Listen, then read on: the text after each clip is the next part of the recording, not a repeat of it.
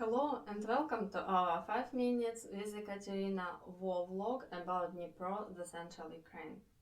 It is the 1st of December today, and maybe you heard from the news that Russians launched the massive rocket attacks on all energy infrastructure in Ukraine. They are trying to freeze us again. It is the next winter when they are trying to do it, and people are not surprised. It was expected, but it's still very depressing. As for the energy situation, the blackouts or these electricity outages, they are in full scale again. There are so-called sculptures where you can see what is your address group, and according to the group you will see when you will not have the electricity this day. And usually it will be 4 hours without electricity, then depending on what group you are, there will be like 6 hours or 7 hours with the electricity, and again 4 or sometimes more hours without the electricity. But they try to do it like 4 hours, the most blackout, and so far the biggest one, it was 4 hours in a row, at least in the place where I live. And people are confused, people are annoyed, but not surprised by this one. As for the worst things that happened, it's that Russians started to try the nuclear carrying rockets, and the modification of the Rubezh rocket that they promised not to develop.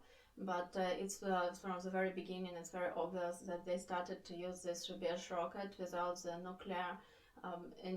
nuclear cassette itself, and they just used it empty, and there were 6 parts in this rocket that were flying over the city.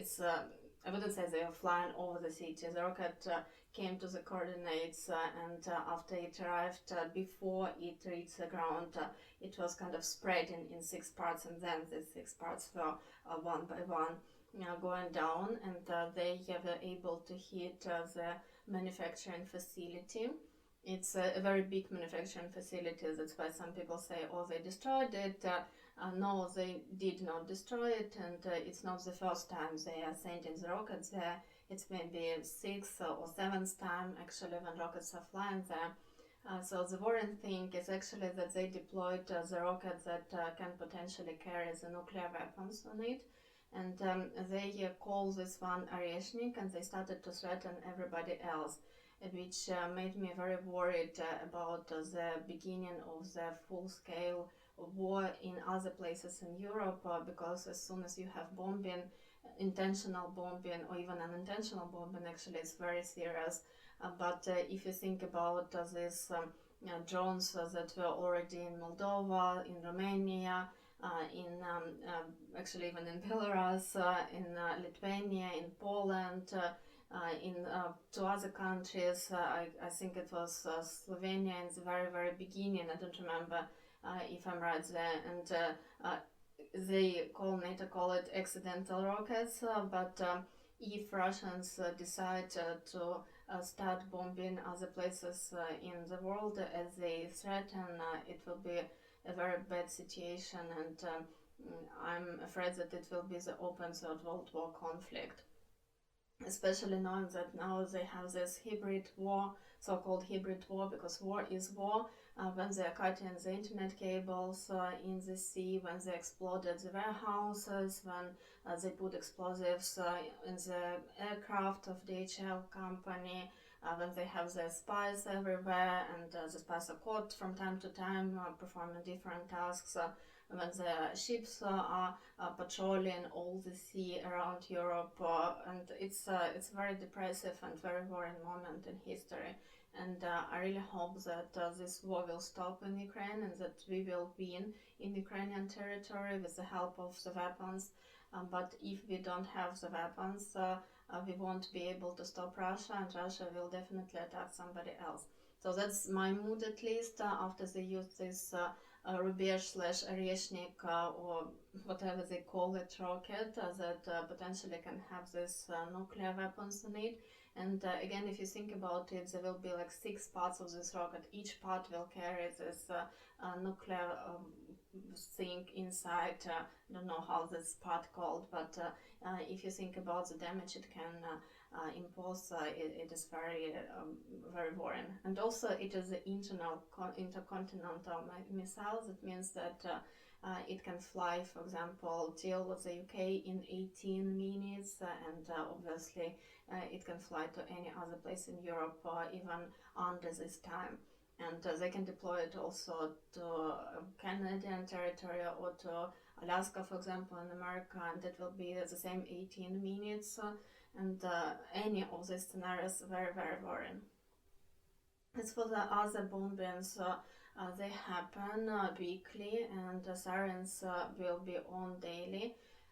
Yesterday there was an attack on the village called Tsarichanka. It's ridiculous because there is nothing in this village, like literally they don't have any enterprises, not military, any enterprises whatsoever, and the rocket hit the residential building, and when you see the pictures of this building afterwards, it's just it's existing, not even a single room inside was not damaged, and 4 people died there, and there are many people who are wounded there.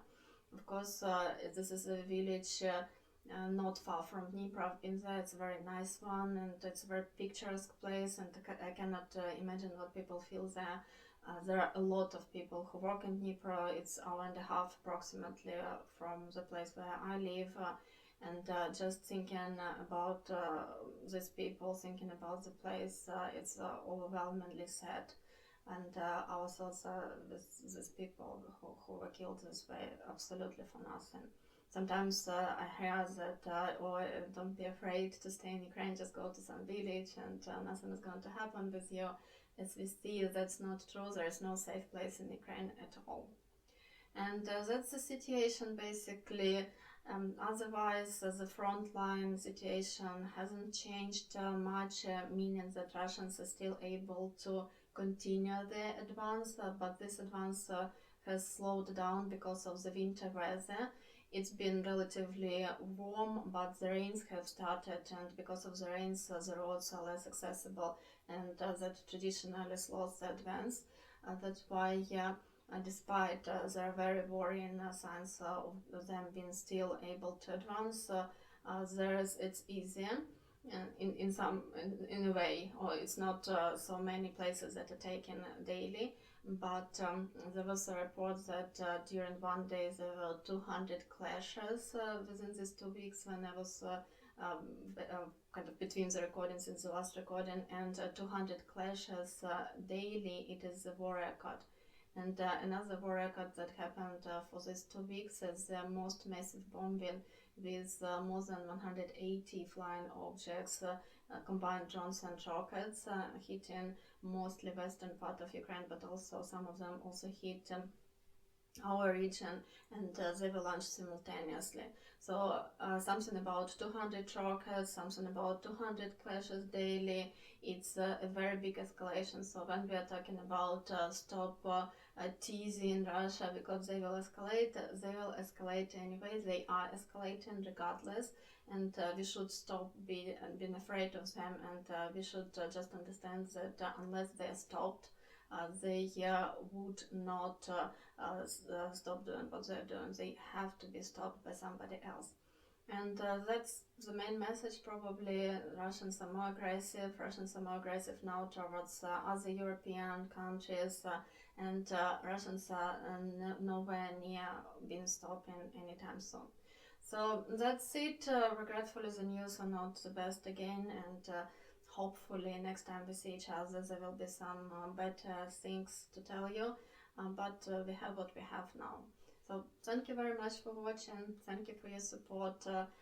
Please talk to your friends about the war in Ukraine. Information is also a very, very powerful tool. Thank you very much for watching, and I hope to see you very soon under better circumstances.